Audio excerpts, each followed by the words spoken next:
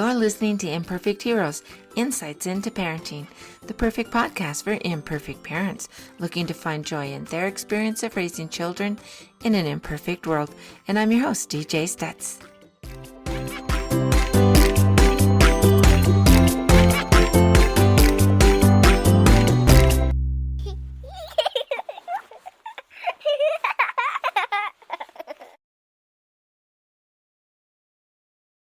Welcome, everybody, and thank you for joining us for this episode of Imperfect Heroes, Insights into Parenting.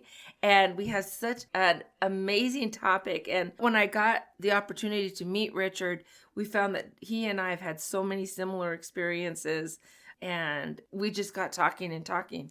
So before we get started on our topic for today is those 4 emotional needs that our kids need to have, and what maybe some of the consequences are when those needs aren't met.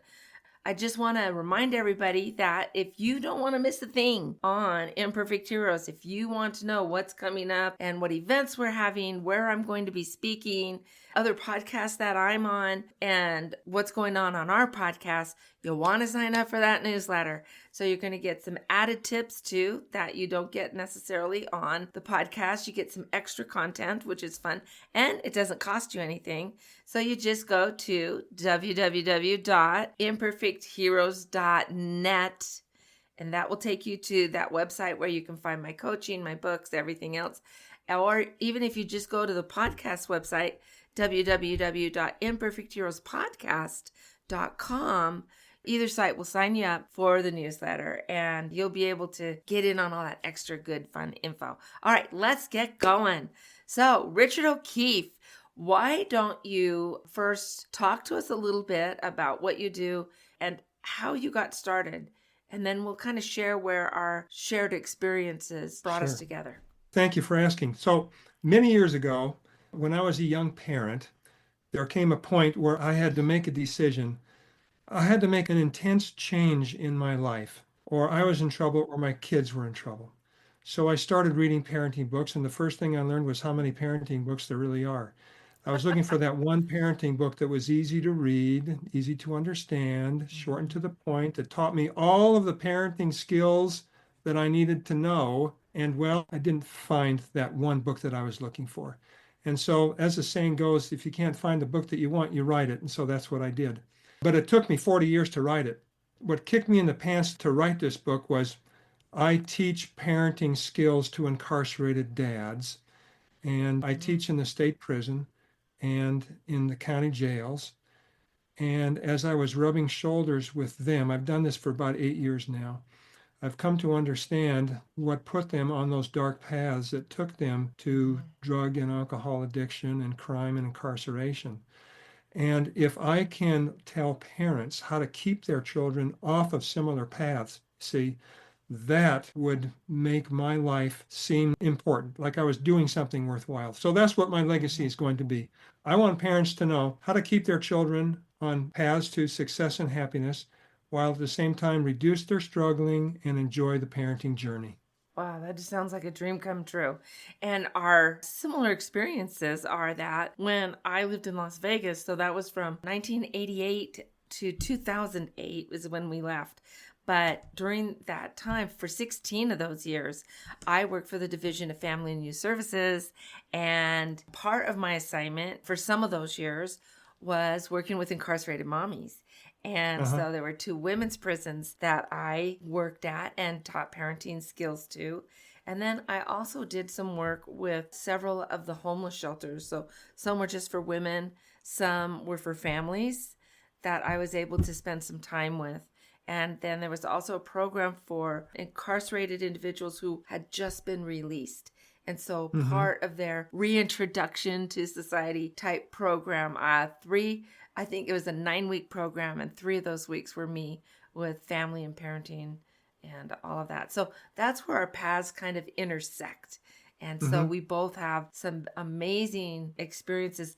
I don't know about for you, but for me, it became a very spiritual experience in working with these women and learning about how they are also daughters of God and are loved by God. And that is a very personal experience that happened to me that really turned my head around my little judgy personality with making conclusions about these women that were incorrect. So it was just an amazing experience for me. And I know in our talking, you had some similar Yeah. experiences. I teach 12 sessions. So sometimes those 12 sessions might last Mm, 12 weeks, and sometimes they might last 6 weeks, and sometimes 3 weeks. But what I've noticed in every course is that the guys come in on the first class mm-hmm, and they have the look in their eye like, what do you think you can teach me? And mm-hmm. by the time they graduate, and we have a little graduation ceremony, they have light in their eyes. Their whole demeanor has changed. They have hope now, and they have some skills under their belt that can help them be better dads, that can help them to defeat the demons that they've been carrying Mm. around and break the abusive cycle and become good dads. Yeah. And there is a reality that they can become good parents from that experience. It's not that the door is slammed shut on them. And so we as society, as coworkers, as co-churchgoers, as neighbors, whatever it is, our association with them, it's so important that we don't make that judgment and slam our personal door in their Yeah. face, but we Hmm. become part of their recovery, so to speak, and be part of the answer for them. And if you do that, I have found that when I've done that, my doors start opening and Hmm. my attitudes, my patience and love increases, which just makes my Yes. whole life then much better. You feel like you're really making a difference in somebody's life, and that is life Yeah. changing in and of itself. Oh, absolutely, absolutely. And when we first talked a little bit ago, I told you a story of how there was a couple of times that this happened while I lived in Las Vegas, but one time in particular, I was at the DMV with one of my kids. I can't even remember which one, getting their license, la la la, and or their permit. And a lady came up to me who had three kids and was like, "Miss DJ, how are you?" And I'm like, "I'm fine." I had no idea who this person was, but she clearly knew me. And the funny Hmm. thing is that when they are incarcerated, it's like they're all in their little uniform and they're no Hmm. makeup and their hair is, Hmm. and Hmm. this lady was dressed happily, nicely. She had her Yeah. makeup done, her hair was beautiful, and she had these three beautiful children with her. And so it took me a while, and she was laughing that, of course, you don't remember me. I don't look nothing like I did before. And then she introduced her kids to me, and she told, because I'll never forget this, she told her kids, "This is the lady that changed Mama's life. This is the Ah, lady that taught me how to be a good mommy." And oh my gosh, I'll never ever forget that moment and that feeling. What was nice too is that my child that was with me got to hear that as well. yes. And so that was Oh, kind of a wonderful thing. what a great experience that must have been. Yeah, that It just was probably wonderful. melted your heart. Hmm. It did. It totally did.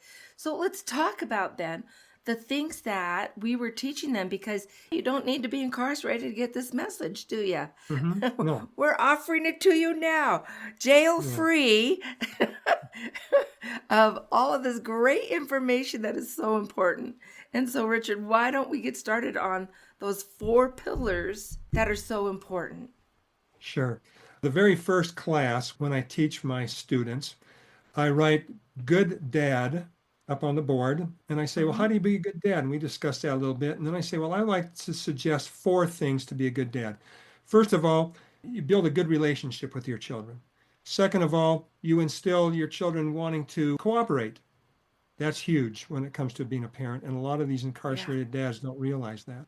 Number three, you want to build a strong family where your children learn and practice good values. And number four, so important, you want to increase the odds that your children will make good choices when parents are not around. So I say, all right, now I'm going to show you in 5 words how you can meet these four objectives. And so on the board, I write, meet the four emotional needs.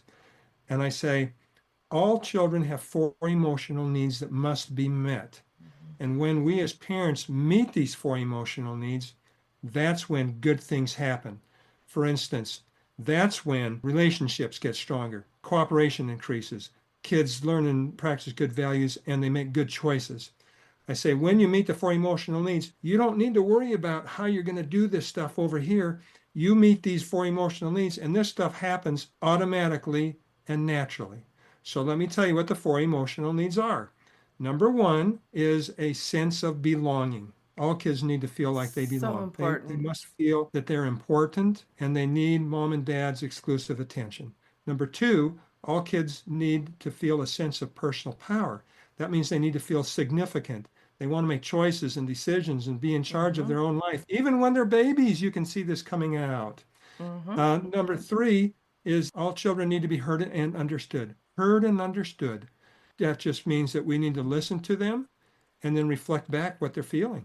And then number four, all children need boundaries. Boundaries. And here's the thing, there's two parts about boundaries. When we want to meet our children's need for boundaries, we teach and then we correct. We teach good values. We teach what we're expecting from our kids. We teach rules if necessary. And then Mm-hmm. when children push those boundaries, which they will because they're kids, because they have a sense of, Yep. they need that They're sense of personal supposed to. power. Yeah. Yeah. So we can expect that. So we need to correct their behavior. Now, here is an interesting thing. If we do not have a good relationship with our children, they won't care about what we teach them. They will not be receptive. And when we try to correct their behavior, it'll seem futile. So, how do we make a good relationship with our kids? Here's the beautiful thing about the four emotional needs. You meet the first three of the four emotional needs: sense of belonging, sense of personal power, and to be heard and understood. When we meet those first three needs, relationships grow, Mm-hmm. connection improves, bonding takes place. And then when we teach our kids our expectations, they listen to us, they remember. And when we correct their behavior, they're much more responsive to that. So the four emotional needs, I really think they are at the foundation of good parenting. Now, let me just say this. I did not make up these four emotional needs. I've read dozens of parenting books. And as I went from one book to another, I noticed that each book taught one or more of the four emotional needs in its own unique way. So when I'm teaching the four emotional needs, I'm simply giving an easy to understand summary of all the parenting books in the universe. So this is not new information. It's not something that I made up. It's just something that I discovered as I was studying parenting. Meet the four emotional needs. Man, it's powerful stuff. I agree. I agree so desperately. And I think too that as we give children a sense of belonging, and I look at our society, I look at some of the messages that are coming down now from government, from media, from corporations, educators, even, that when we say, this is my child, and my child can say, I belong to my mom and dad. I belong to that family. But people jump in, oh, you don't Mhm. belong to anybody, and da da da. And it's like, no, no, no. You're ruining it all because I love that sense that my husband and I belong to each other and that we care about each other and that we understand how my choices, my mood, my idiosyncrasies, all that affect my husband as his do me. And it's the same thing with our children. And so when we Mhm. start identifying what are my little issues that I have that are getting in the way of my child feeling that sense of belonging, that feeling of having their own empowerment, and that sense of, To be heard what and was it? Oh, understood. being heard, being Mhm. understood. Yeah. And all of those things. What am I doing then? And it's probably, I'll tell you, it's probably not anything that we're cognitively doing. It's stuff Mhm. that this is my nature, this is what I do. But you know what? You can change that.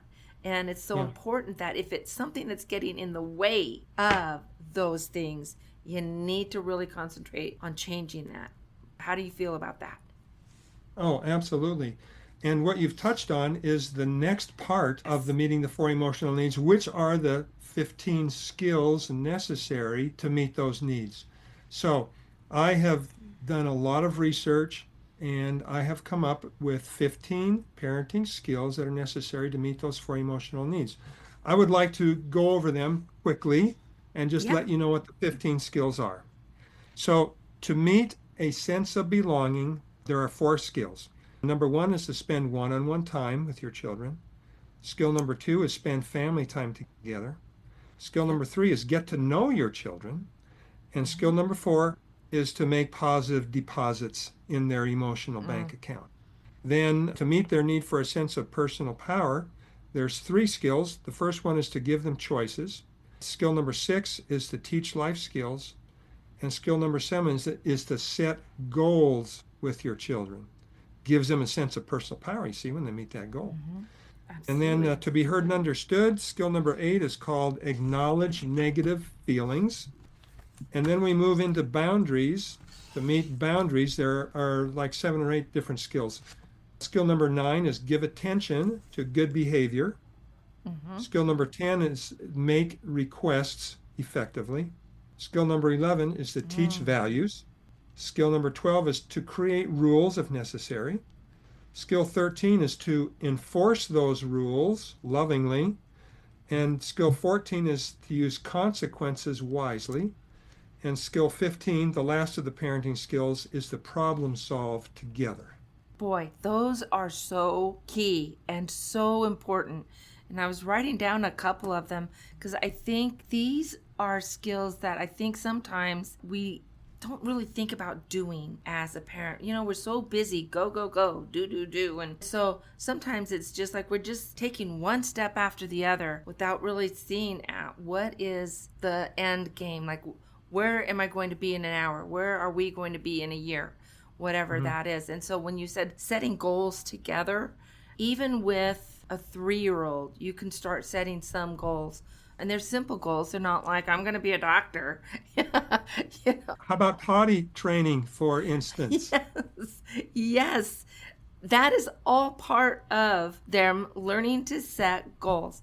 And when they can start setting those goals, and in fact, I'll tell you that's part of knowing whether they're ready to potty train or not.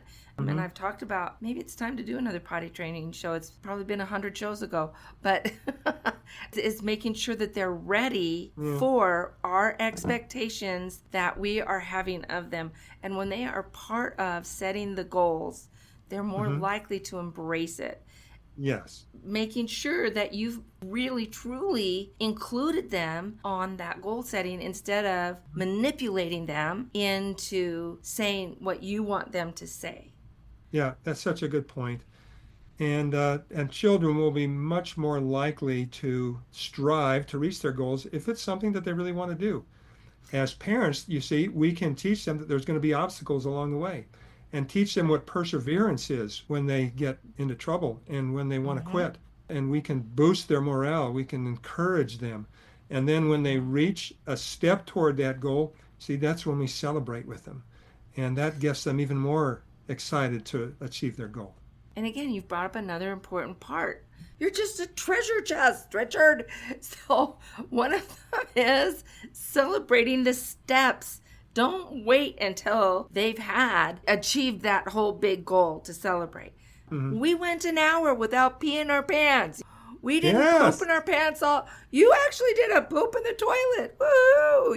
It's all fun. Uh-huh. Or if you have a kiddo, let's say they're in school and they're struggling with, say, spelling tests. That's an easy one to talk about. Yeah. But so they're getting 20, 30%, if that, right? Mm-hmm. But if they've Mm-hmm. gone from 15% to 20%, yay, you did better. Instead of waiting for them to get 100% to start with the Yes. celebrations. Any And improvement then is worth a celebration. and then talking about how did that improvement happen? Oh my Mm-hmm. goodness, you got 3 more correct than you did last time. Why do you Yeah. think you did so much better?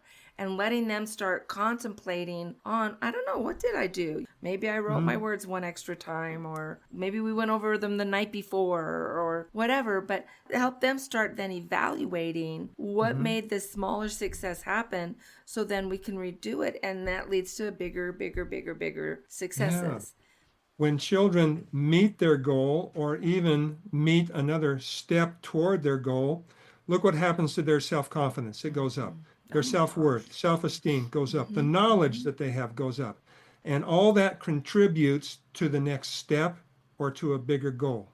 Yeah, absolutely it does. Another thing that you mentioned was, and I'm going to butcher how you said it, and so I'm sorry, but just teaching them life skills, teaching Mm-hmm. them things that they can do on their own. You don't need me to fix. I'm going to teach you how to fix the tire on your bike. Even if it's a little plumbing issue, or they drop something down the drain in the sink. Well, this is how we're going to unscrew the drain.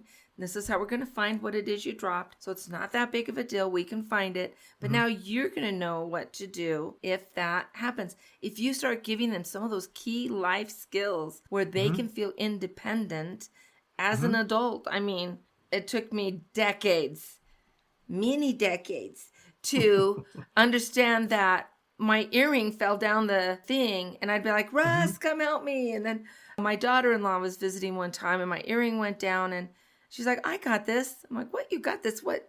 You're going to fix this? Yeah. And she showed me how. Like, Yeah. it's that easy? Yeah, it's that easy. Like, oh my Mm-hmm. gosh.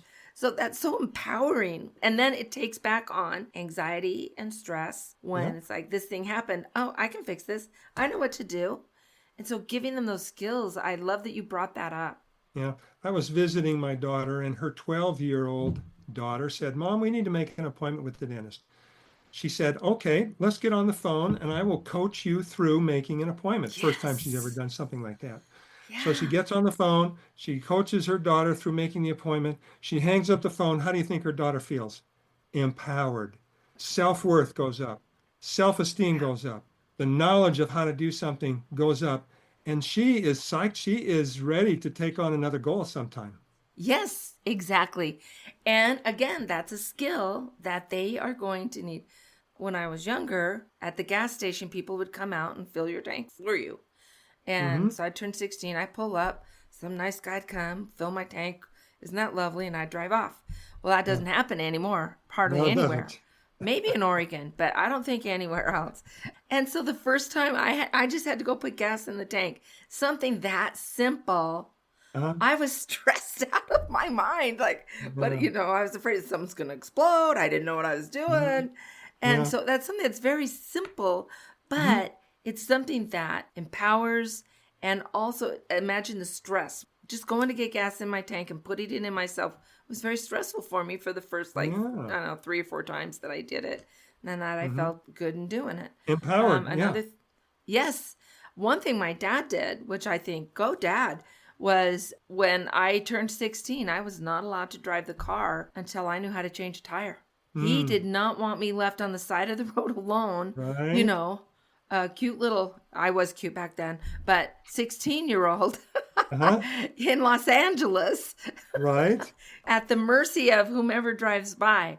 And Mhm. so before I turned 16, I made sure I knew how to change that tire. And I actually did it faster than my brother, which made me feel good.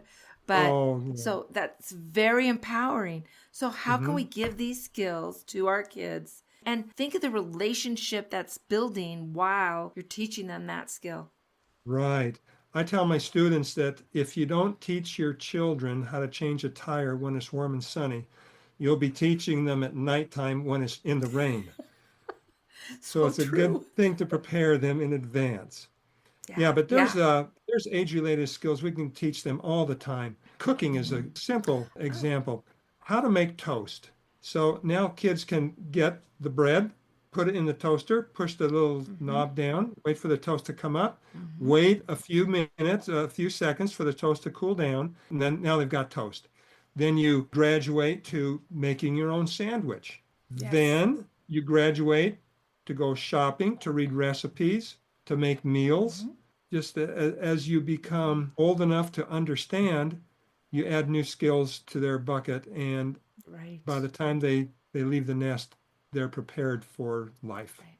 And kids are so much more capable than what we think they are.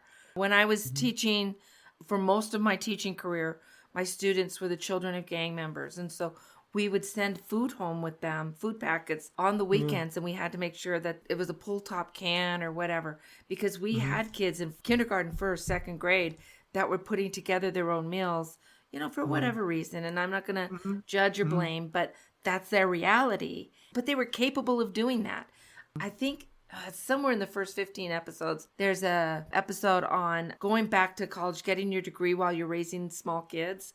Mm-hmm. And Erin Benyon, she got her doctorate while working 3 jobs, 3 kids, married, doing the whole thing, and finished her doctorate. But one of the things that she did was her daughter, Sunny, was 10 years old, and she just gave the shopping list over to Sunny.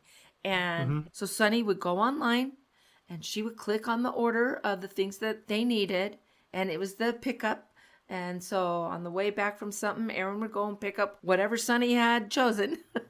But she taught her and talked to her about, okay, we have to plan our meals. So what are the meals that we want to have, and what are the ingredients we need to make sure that we have? And that became Sunny's thing. And now she's Mm-hmm. gone on and she's finishing her degree in college and moving on to a master's and athletic scholarship, Mm-hmm. and just a very capable young woman.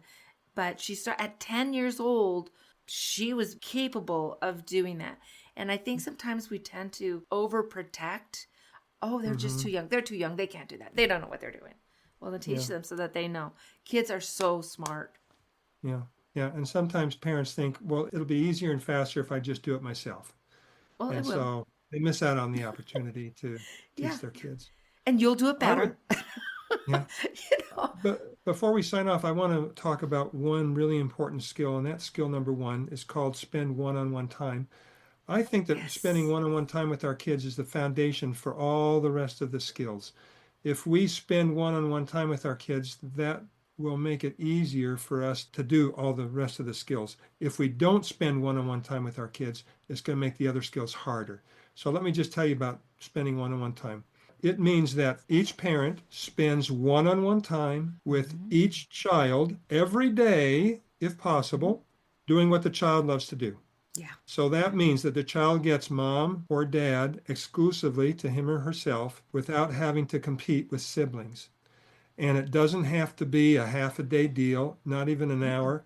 It can be 3 minutes in the morning, 3 minutes when you get home from work, and 3 minutes as you're tucking them into bed. Or it could be, I used to take my kids out on the trampoline at night and we'd watch the Mm. stars. We'd take our blanket and our pillow and just be one on one. And we'd watch some satellites go over. We saw the International Space Station go over once. That was pretty How amazing. cool. Every once in a while, we would see a shooting star, but while we were laying on the tramp, we would be talking Yeah. just about anything that my child wanted to talk about. And so we did things like that. I have 5 daughters and 1 son, and so I went on a lot of daddy-daughter dates. Oh, I'll bet you And did. we'd go to the park and we'd go out to a fast food place and grab a bite. We'd walk the dog. We always had a dog growing up. We'd walk the dog together. But any time that I could spend one-on-one time with my kids, that was just sacred time, I thought. Mm-hmm. And once I started doing that, the discipline problems seemed to go Mm-hmm. down. So I Isn't that think it's amazing? because, yeah, the children felt that one-on-one time and it was Mm-hmm. meeting their need for a sense of belonging. And when Yeah. we meet our children's need for a sense of belonging, like I said, good things happen. And in fact, that's probably one of the first things I would look at if we were starting to have behavior and discipline problems with our kids. One of the Yes. first questions I would ask myself is, am I or my husband, what time am I spending with that kid one on one? Mhm. And then what do we need to go to from there? I had a lady approach me once. I was teaching a parenting class in the community many years ago, and she raised her hand and she says, Richard, I have this teenage son. He's a young teen, like 12 years old, and he won't do anything that I ask. Give me a consequence or a punishment that I could do to make him realize that I'm the boss. And I said, well, let me ask you something. Mm-mm. How much time do you spend with this child every day? And she says, no, I don't. And I said, your problem isn't a discipline problem. Your problem is a relationship problem. So we Mm-hmm. talked about ways that she could boost the relationships that she had. And the very first thing you do is spend one-on-one time with that child Yeah. doing what the child loves to do. Take them to Wendy's, take them to a ball game. Just throw the baseball back and Yeah. forth, shoot hoops in the driveway, throw the frisbee back and forth, sit Yeah. on the stairs and just have a talk for 5 minutes. Yeah. Those things, those small things that you don't think would make a big difference, after you've done them a few times, they accumulate and they really do make a difference in a child's life. Even Absolutely. teenagers need one-on-one time Especially with their teenagers. parents. Yeah. Oh, yeah. when I was doing some of these parenting classes, and I would see parents were having more problems with their teenagers, and so there was a program called Back in Control, like you were ever in Mhm. control in the first place. But that was the name of the program, and it was for teens. And I would have all these parents coming in, and you'd see angry teenagers, and you would see angry parents, and everybody's all Mhm. upset. And the question Mhm. is then, what are you doing? How much time are you spending? Well, they won't even spend time with me. Well, okay, that's on you personally. But Mhm. Mhm. next is, have you asked them to help you with something? Have you asked them to show you? They're doing this game thing, like all the guys or gals at work are playing this new game. I have no idea how to play it. Can you show me how to play? And oh, they'll jump in and they'll show Yeah, you yeah. what to do. Like, find ways that you can have them be an expert and show you what to do. And this is kind of Mhm. like above our age range for the podcast, but it works. It's so strong. And so look for ways that, honey, can you come show me how to do this? I'm not sure how to get this done. Mhm. And even a 3-year old will be thrilled to go. They'll show you how to sort the laundry. Yeah, yeah. It used to you be how to know? program the VCR, and now it's Yeah. how to use your iPhone. Yeah. Usually 18-month-old kiddos, and they're like zip, zip, zoop, zoop, zoop. They know. And I was like, oh, wow. They Yeah, changed my password. I don't know what to do. yeah. So, Here's something that I've always found interesting. I ask my students, how many of you, when you were growing up, had your four mm, emotional needs met? mm, And most of them could not say that they did. And then I would say, well, let me ask you this. Do gangs meet the four emotional needs? And all their heads bob up and down. I say, do gangs meet sense of belonging? Oh, yeah. Personal power, definitely. To be heard and understood, yes. Do gangs have rules and expectations? Oh, yeah. yeah, And so whenever I can, I tell parents that if they meet their children's four emotional needs, then when kids get invited to a gang, they won't see any need for it. yeah, I don't need the family because I got these guys over here. Yeah, And so the chances, and nothing's 100%. You're always going to find a child that is just going to utilize that freedom of choice. yeah, Even though you've worked so hard to do it all, there's nothing's 100%. But hmm, I would say more than 9 times out of 10. I would yeah, say way more than that.